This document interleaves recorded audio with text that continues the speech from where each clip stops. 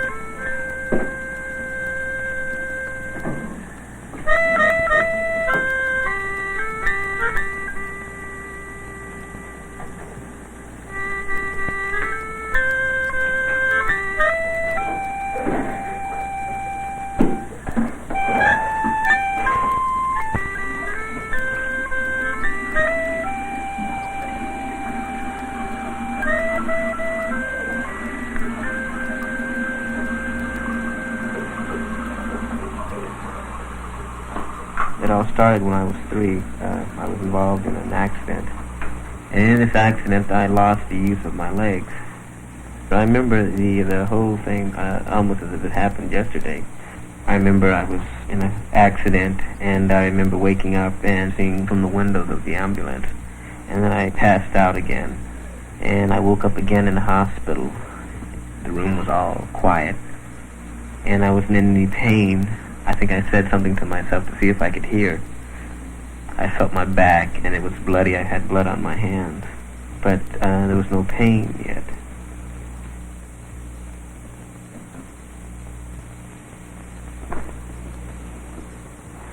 I remember once when I was in the hospital, I used to be strapped to a board because I had a crooked back, and I didn't understand why the children wouldn't play with me, like they were afraid of me. More occurrences like this would happen when I got out. I was using both wheelchair and braces and crutches.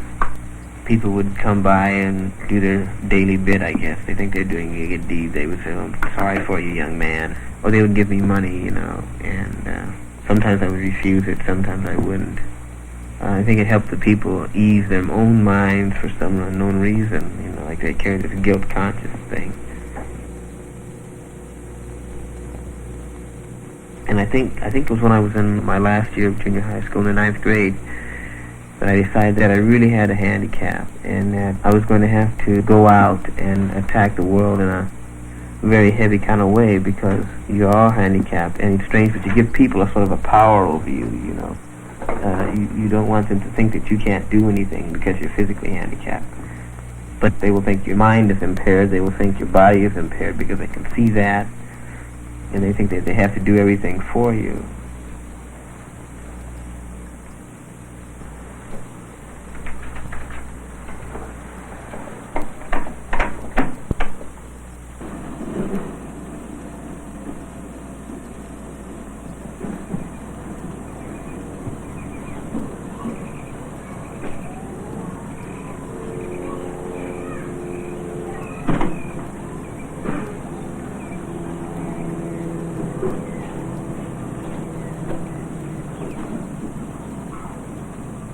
I don't think I realized I was handicapped until I realized I was in a wheelchair.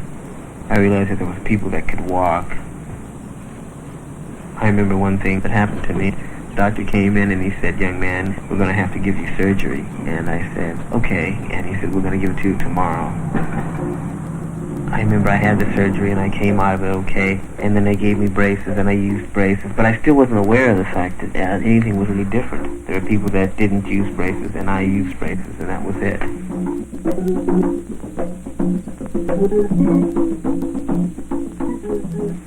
And then I was becoming older and I began to realize that there was something drastically different.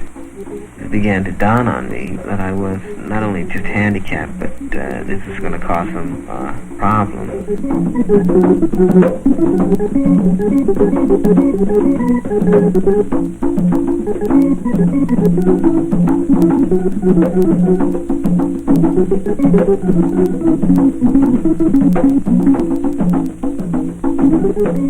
People who can do a physical thing sort of look down sometimes upon a person who may not be able to do that same act, but yet their minds may be equal. I don't think everyone looks down upon people that are physically handicapped. I think people don't understand, and their ignorance is a great danger.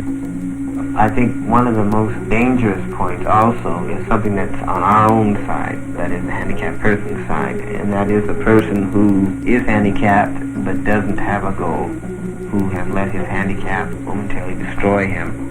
And also certain types of advertising that are on TV and radio that tell a person if they have any kind of jobs that they want done, call us and we'll have our people do them. I think people see this and they feel that people who are physically handicapped, this is the only thing that they can do.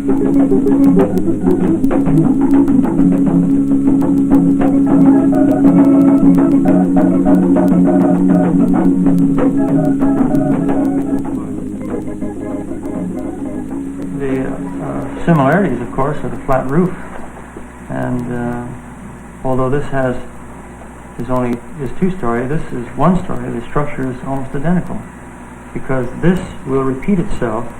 This plate will repeat itself above the floor joists to form the second story. If you look at the model or at the drawing here, you'll find that this type of structure is identical.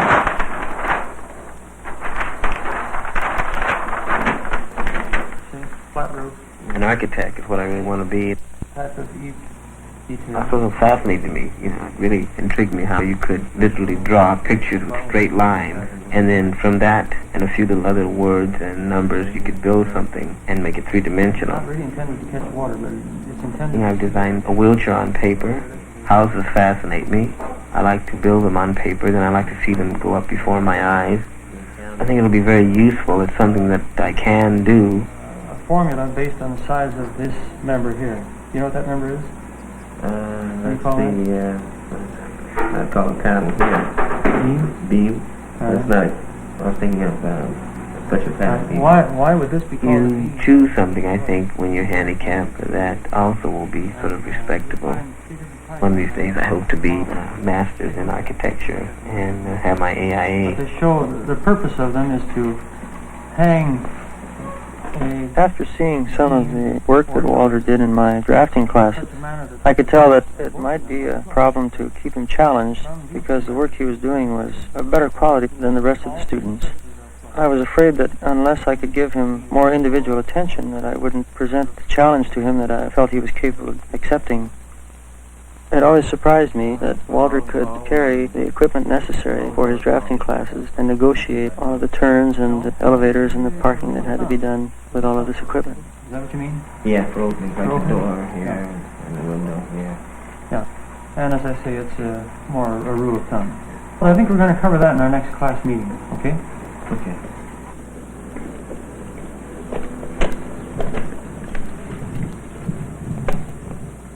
My mother died about 3 years ago, and my father was divorced from my mother. Some very good friends of mine who became very good friends of my mother sort of became my foster parents, and they helped me through my last year of high school and into college. And it's very strange because I'm black and like they're white, and it astounds people when I say my mother, and then they meet her and she's white. I've been taken into the family so drastically that if I'm not home for dinner, I'm in trouble. Well, you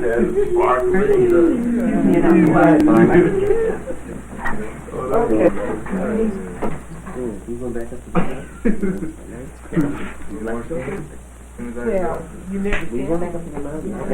Everybody ready to come on in now?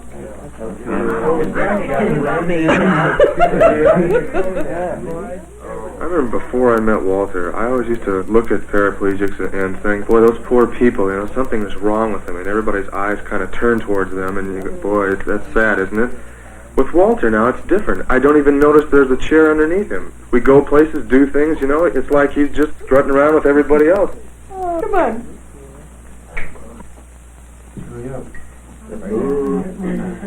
Shall we say grace?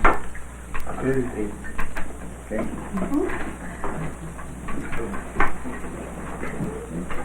the Father, and the Son, and the Holy Spirit, amen. Bless the Lord, and these thy gifts which we are about to receive from thy Son, Jesus Christ our Lord, amen. And the Father, and the Son, and the Holy Spirit, amen.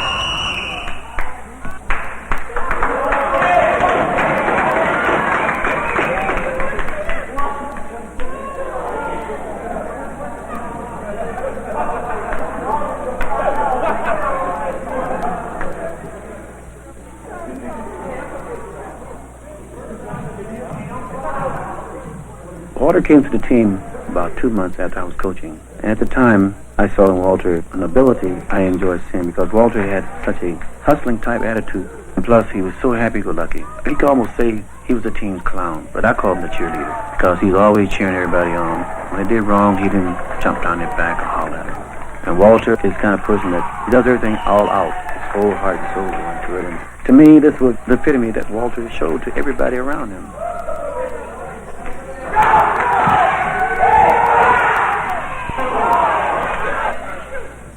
He loved life. Even though he had been in a wheelchair all his life, he loved life. And this to me was the greatest part about knowing Walter. Being able to be around Walter and to help him in many ways, he's helped me in many ways.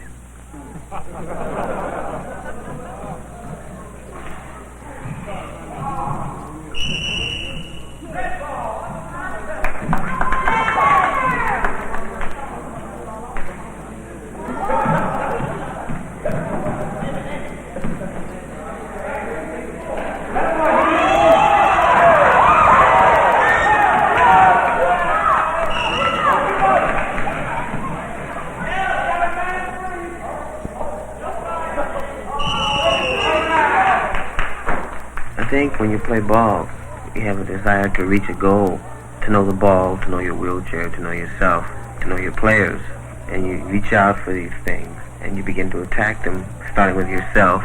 What can I do? I know this can be done in a wheelchair. I've seen it, I've heard it, I know it, I feel it.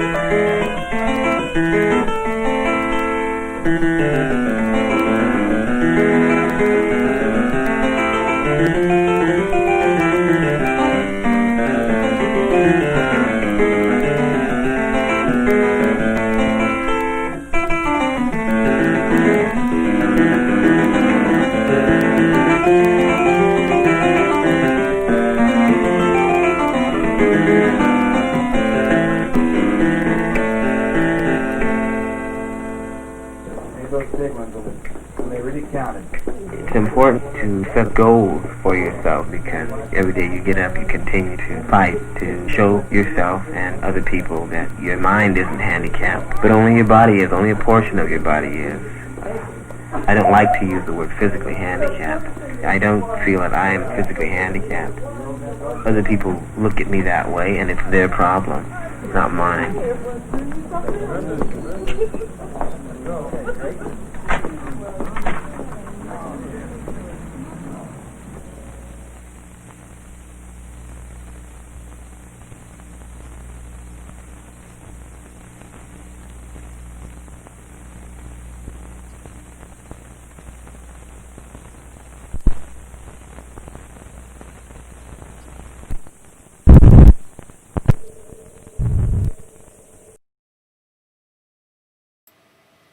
So I love films like this from the 70s that are these kind of character sketches, these looks at these different people and their lives.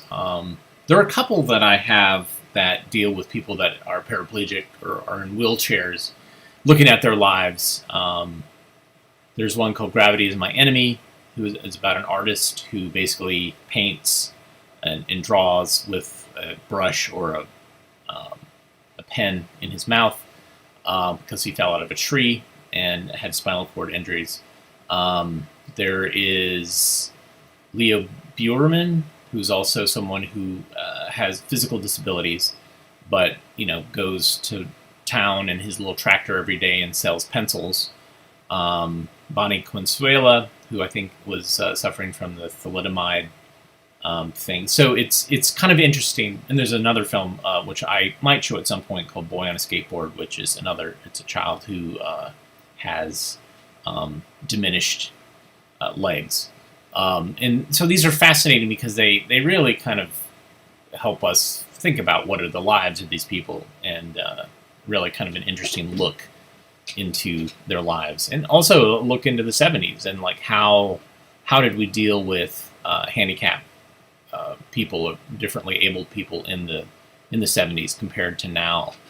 What opportunities have opened up to them recently, things like that. So it's not all about the goofy and the horrible. It's sometimes we learn something. So occasionally somebody joins us for the first time and is like, what's going on? What is this? And so actually somebody who said, hey, I collect educational films. How do you get this stuff online? Here's my deal. This is what I do. So the film that we just saw is on a telecine, which I just broadcast. This is when it was new, it was a $60,000 telecine, and I'm rewinding right now. Hopefully it's not too loud.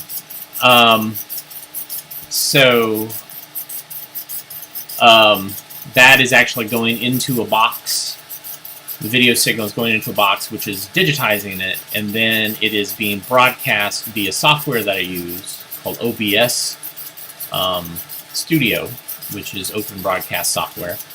And that gets sent to this thing called Restream.io, which breaks up the stream into 4 different streams, one of which is going to Facebook, one's going to YouTube, and one is going to Twitch, and one is going to Twitter. So that's how I do it. There's lots of other ways that this can be done. I have seen people literally take their cell phone, their smartphone, and turn the camera on a film projection that they're doing. They're projecting from 60 millimeter on a wall, and they set the shutter on the video camera so that it reduces the flicker.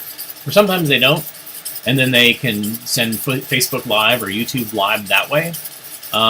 Sometimes people take files, and that's what I do, is I kind of mix up files with other things that I've digitized over the last 10 years, so that I can kind of do a little bit of both. I'm going to cut that because the white noise is crazy. Anyways, that's how I do it. This next film, this is the 5th in the series of Uncle Smiley films. Uncle Smiley is our favorite slapstick environmental hippie. And this one is Uncle Smiley Follows the Seasons. I thought that this was the last one, but there's actually 2 more after this that we have. So we've got more. Don't fear, we got more Uncle Smiley in the queue. This is great because it has wonderful songs and sometimes odd soundtracks. This is by Jim Burrows, who made a lot of films with interesting songs that will stick in your head. So I'm just going to go ahead and say you're welcome and I'm sorry.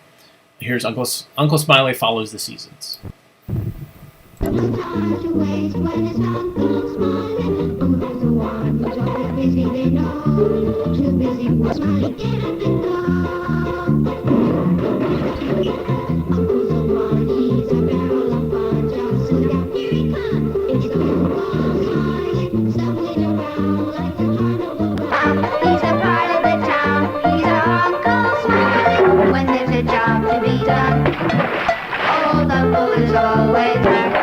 No matter what happens, it's bound to be fun. So Uncle Smiley, get up and go.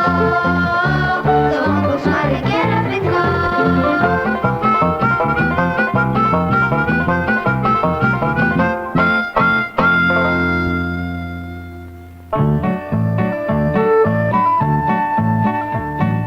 Summer is the time of year, the sun is at its height, when all the world beneath the sun is warm and green and bright. Roots are spreading in the soil, see the crops we grow. All the things we grow to eat are standing in a row. Summer is the time of year for grazing in the field. Horses, cows, and animals, and all kinds in the fields, eating from the summer earth or lying in the sun. You never have to tell them when the summertime's begun. Animals all feed upon the land as you and I, and land depends upon the sun and water from the sky, and bees depend upon the flowers for the food they need, just as we depend upon the honey from the bees. Just as winter, spring, and fall, the summer has to end. It's sad to see the summer go, for summer was our friend. But seasons are connected just as spokes upon a wheel. The seasons spin around just like a giant Ferris wheel.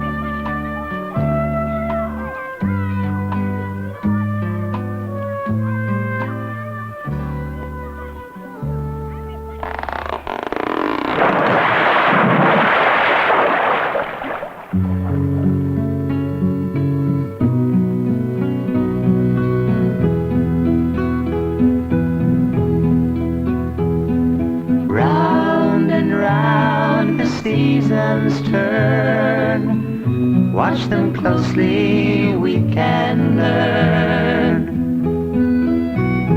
Summer fading in the past, autumn time is coming fast. Leaves of yellow, red and brown, falling gently to the ground, falling to the earth below, the earth that gave them strength to grow.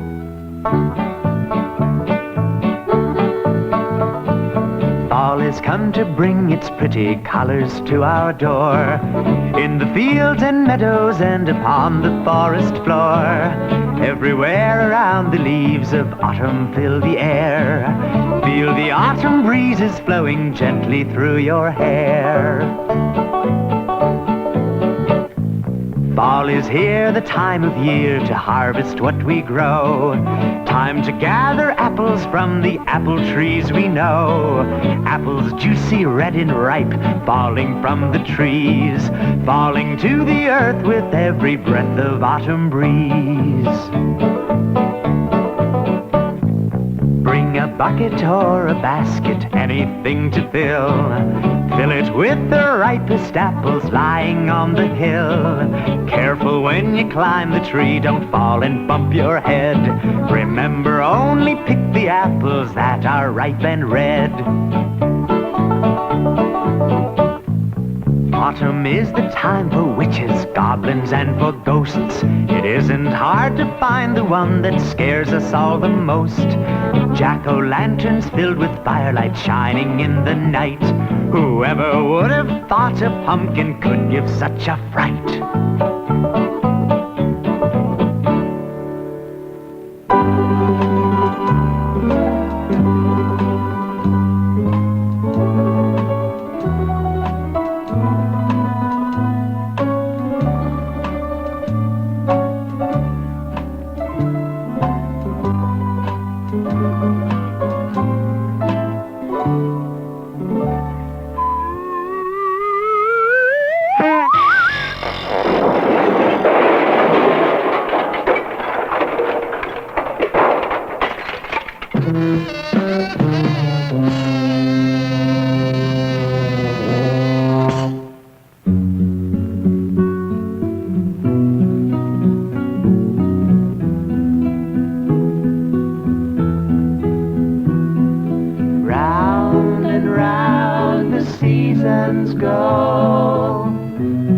winter brings the ice and snow, and trees that once were brown or green are whiter than you've ever seen. The earth is quiet now, fast asleep, under snow that's falling deep. Birds that once were seen up high have left behind the winter sky.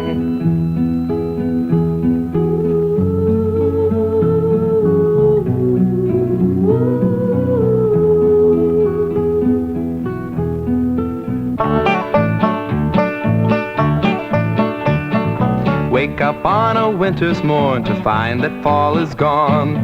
Snow has fallen everywhere and autumn's leaves are gone. Fields that once were filled with crops must wait till winter stops, and all the wild woods animals are snug inside their homes. Grab your sleigh and come away now to the hill to play. Up and down the hill we'll go, laughing in the snow.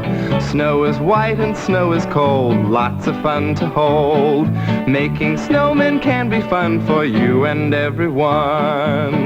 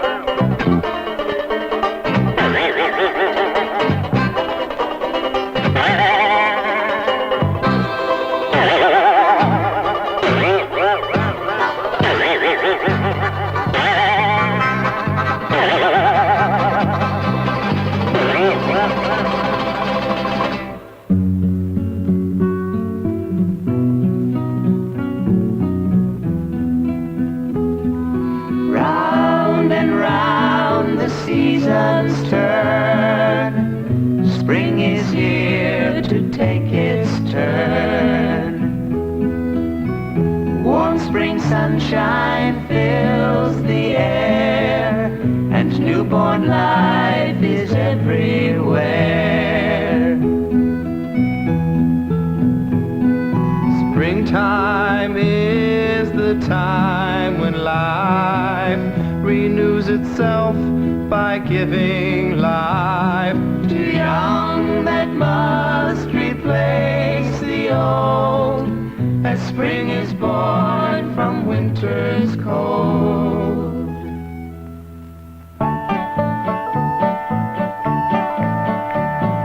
Spring is blooming everywhere in colors light and gay. The smell of spring is in the air with blossoms on display. Leafy trees and honeybees and butterflies abound. The land is waking up again everywhere around.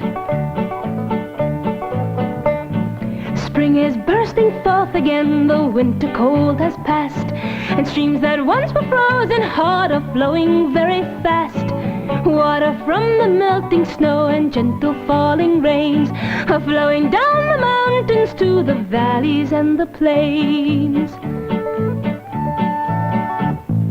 Running through the meadow in the early morning dew, dandelions are waiting in the meadow just for you. Dandelions are fine for wine and dandelion greens, and some folks even like them more than green or yellow beans.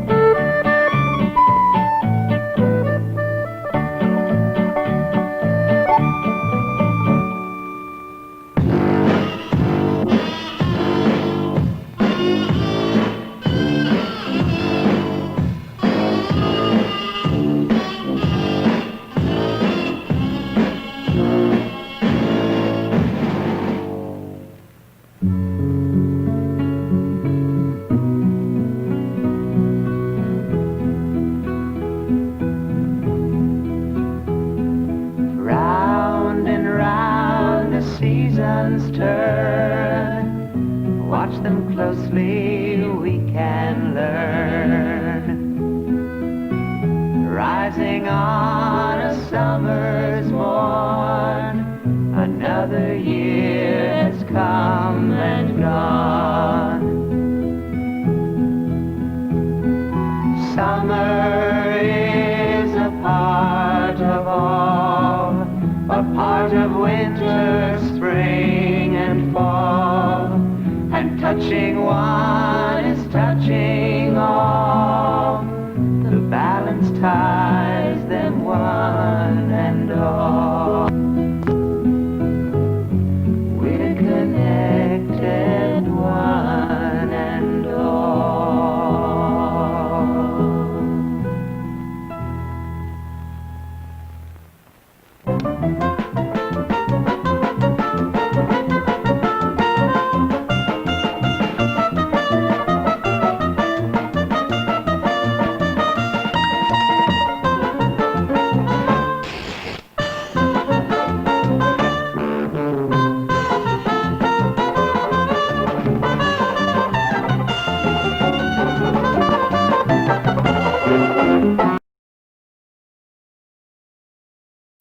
I know some people really, really don't like the Uncle Smiley films because of the songs, because of the pacing, because it is so very, very, very 1970s. I get it. And some people love it. They embrace it. There's somebody set up like a fan page on Facebook at one point for Uncle Smiley. But no, I get it. I totally understand. It is a double-edged sword, Uncle Smiley. And if you're not careful, you'll get horribly mutilated, cut. Thank you, William, for buying coffee. That's one of the ways AV Geeks does what they do, is caffeine. Caffeine stimulates the brains, makes the fingers agile. That and a constant source of electricity. But buying this coffee is a way to do that. Another way that you can help AV Geeks is to like and subscribe and comment and share with friends and family. Another way is coming up this Saturday, I'm going to be doing a special show at the Air Terminal Museum in Houston, Texas, virtually. So we're all going to be virtual. But it's a paid event, but the money goes to the Air Terminal Museum and then pays me like a small fee for doing this. And so that's 6:30 Central Standard Time, and I will get a link for that. I'll put it in the comments if you're interested. Anyways, it'll be all stuff about commercial air flight, and specifically like what was it like to fly back in the 40s, 50s, 60s, 70s. And it's a lot of fun. A lot of people who participate. I've done screenings actually at the Terminal Museum, and it's really an amazing space, and I recommend visiting post-COVID. So the next film we're going to watch is great. It's a great thing because what I do is I pull films and then watch them with you. And so say occasionally I'll watch a film that I haven't seen before, like Walter, which we just watched. But this next film, I didn't even have in the database. This was on a shelf. I pulled it. I was like, huh, this is interesting. I don't think I've seen this. And sure enough, I haven't. And I haven't even logged it in the database. So this is one of the advantages to me showing you these films, is I get to watch films I didn't even know that I had. So it's a little vinegary and curled, but the telecine will handle it, but occasionally the frame will roll. But this is called Accident Behavior, and I see that there's a copy on the Prelinger archive, but I didn't know I had this, so here it is on 16, Accident Behavior. Enjoy.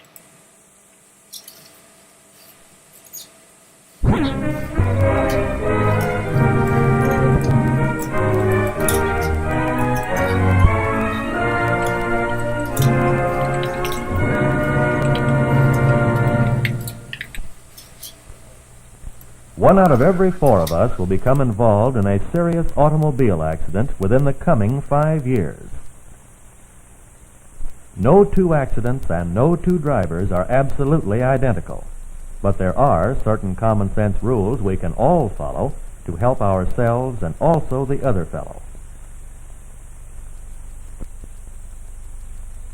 The most important rule of all is to keep calm. This is often extremely difficult due to shock and great emotional stress. A calm person can more readily aid the injured, can gather necessary facts to report the accident in a logical and straightforward manner, quickly check the injured for severe bleeding. A severed artery can cause death within 5 minutes unless the flow of blood is stopped. The best thing you can do for severe bleeding, if you are not a trained first aider, is to fashion a compress out of clean material and apply it directly to the cut. It must be held firmly in place until the bleeding stops. A first aid kit, of course, should be standard equipment in every automobile. Fire is an ever-present menace at the scene of an accident. The force of impact very often ruptures a gasoline tank, or a car may be overturned, spilling gasoline on the roadway. Injured persons trapped in a vehicle have been cremated because others have been careless. Turn off your ignition. Be sure there are no burning cigarettes in the car. Remove lighted cigars or cigarettes and snuff them out immediately. Warn others not to smoke near the accident. Keep the accident from getting worse. Someone should be sent in each direction to flag down approaching motorists. This is especially true if the accident is on a winding or hilly road where visibility is impaired. On highways where the speed limit is high, warnings should be at least 400 feet from the accident.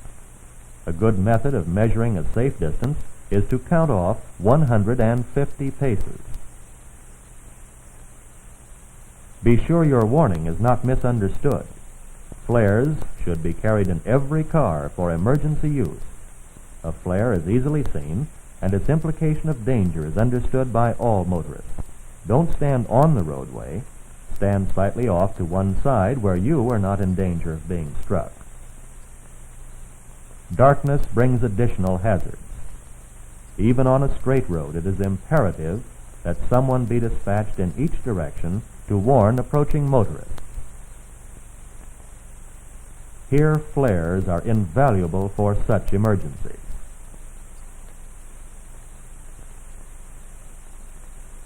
A flashlight will serve as a warning device if it is used properly. Point it in the direction of an approaching car, but don't raise the beam high enough to blind the approaching driver. If neither flares nor a flashlight are available, use a large piece of white paper or white cloth. White reflects about 90% of the light striking it.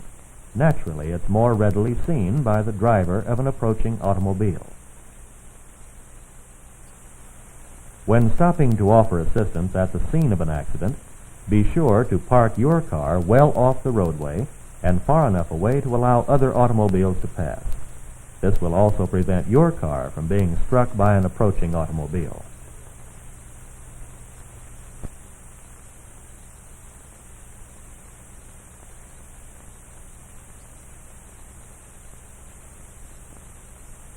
At night, turn your car in such a manner that the wrecked cars are illuminated by your headlights.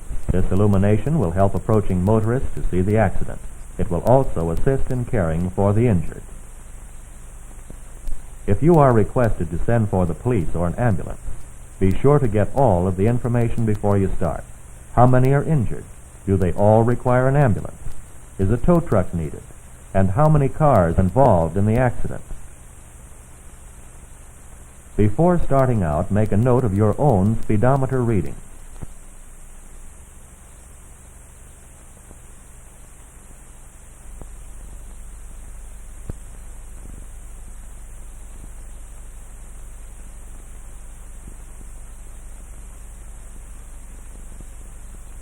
When you reach a place where you can phone, Again check your speedometer.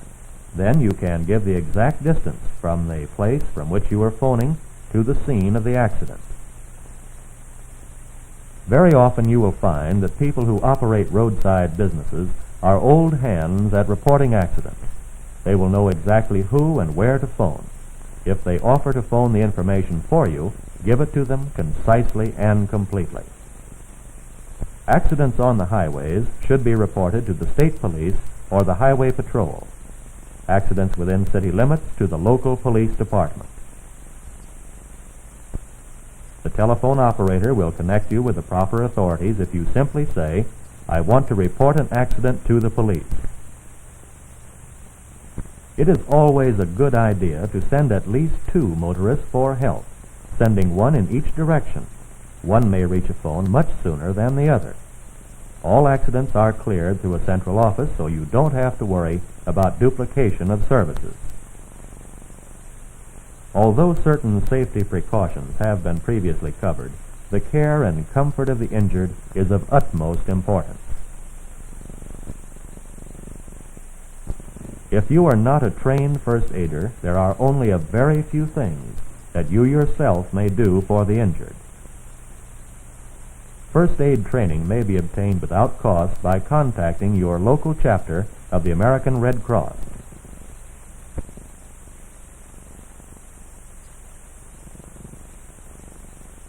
Do not move an injured person unless it is absolutely necessary to prevent further injury.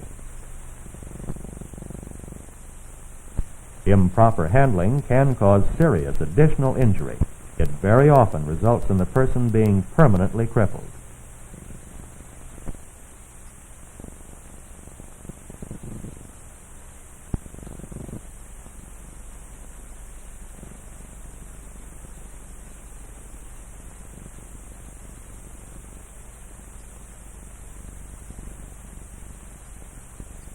Keep the injured person warm. Place a blanket, newspapers, or coats over and under him. Don't allow him to become chilled or overheated. Try to maintain a normal body temperature. Keep the injured person lying down in a comfortable position, head level with the body. Shock, of course, always accompanies injuries. Keep the patient reassured and calm. Wait for an ambulance to transport the injured. A station wagon or truck in which the patient can lie out straight could be used if an ambulance is not available.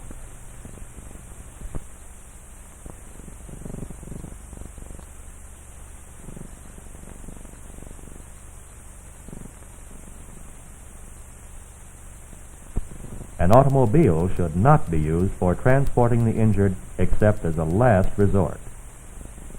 The back seat of an automobile can be removed and will serve as an emergency stretcher.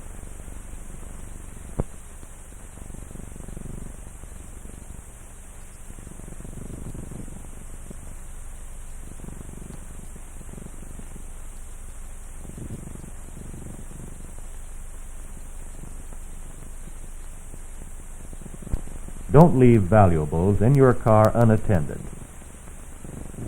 Beware of gyp garages and towing services.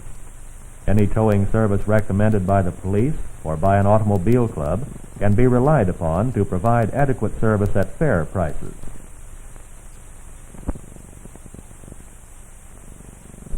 In addition to safety precautions and the care of the injured, you must fulfill certain legal requirements. There are reports that must be filed with the proper authorities. To aid in gathering necessary facts, the National Safety Council and various insurance companies have prepared booklets setting forth all of the information you will need to make out your report.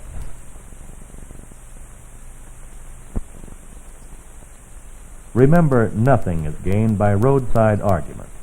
An exchange of vital information is all that is required. The proper authorities will determine responsibility after the facts have been presented. If the driver of a vehicle is unable to gather the necessary information because he is injured, a passenger in his car should do it for him. In some states, he is legally required to do so. If no one in the car is able to do it, the police will get the required information and will file it for the injured driver.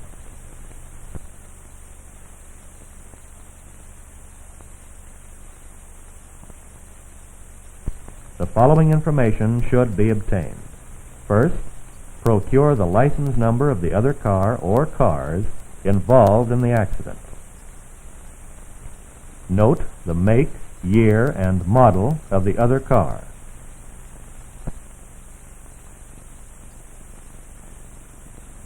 Note damage to the other car. Describe it fully, such as smashed left front wheel and fender, frame bent, windshield broken, or any other visible damage. Get the name and address of the other driver, and get the owner's name if someone other than the owner was driving. Get the driver's license number. You are legally required to show your driver's license if so requested. A driver involved in an accident who fails properly to establish his identity before leaving the scene of the accident can be charged with hit-run driving. Keep your license up to date with your present address. This will enable police to notify your family promptly if you are injured. Get the names and addresses of witnesses. Very seldom does a witness actually see the impact or the circumstances leading up to it. However, it is to your advantage to have verification as to the position of the cars, length of skid marks, and other pertinent facts.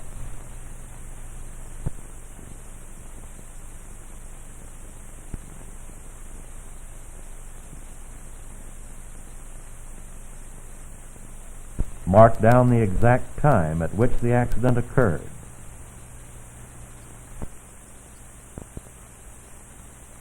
Note the type of roadway. How many lanes?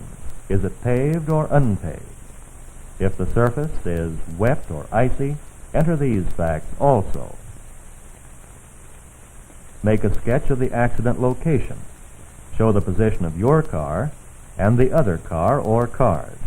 Indicate in which direction each was proceeding. If the accident occurred at an intersection, mark the locations of stop signs or signals.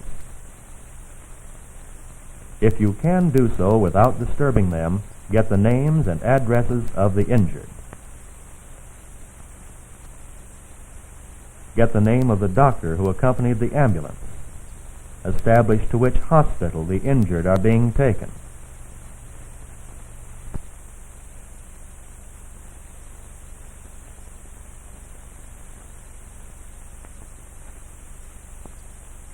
Procure the name of the officer in charge and his shield number. Sign no agreements on the spur of the moment. Invariably, that leads to future trouble.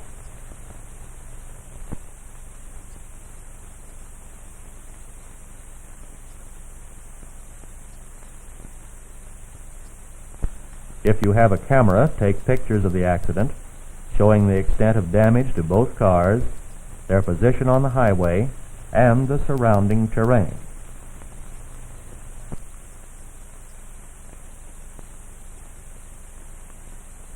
After being involved in an accident in which someone is injured, you must report to either the state or local police department within 24 hours, even if injuries are only minor ones, such as a cut finger or perhaps a bumped head. Besides reporting to the police, you must send a financial responsibility report to the State Department of Motor Vehicles within 10 days. On this form, you must list the extent of injuries and their probable costs, as well as any damage to property. If only property damage is involved, you need not report to the police, but you must send in your financial responsibility report. Regardless, you are responsible for the accident. You must still send in the required form. If the accident damage is less than the state's minimum requirements, which vary from $25 to $100, no report of any kind is necessary. However, it is a good idea to get the other driver's name and address and the facts concerning the accident in case of future developments. Remember, a severed artery can cause death within 5 minutes unless the flow of blood is checked. Fire is an ever-present menace. Never smoke near the scene of an accident.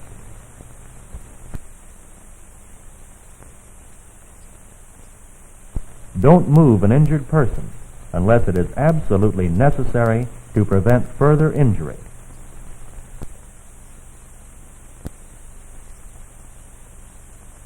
Keep the accident from getting worse. Take adequate precautions to warn approaching automobiles.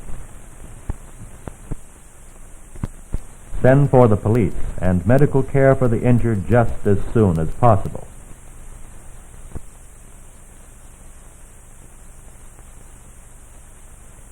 Get the facts concerning the accident, names and addresses of all concerned, extent of damage, location, time, and other pertinent facts. Notify the proper authorities of injury accidents within 24 hours.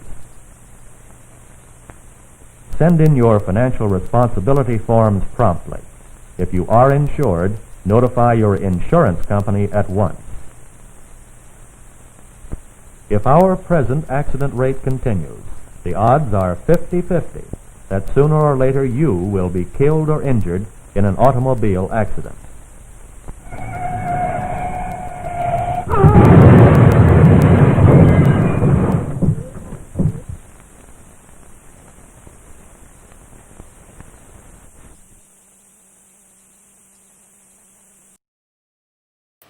Wow, that was a pretty amazing film. I don't know where I even got that from.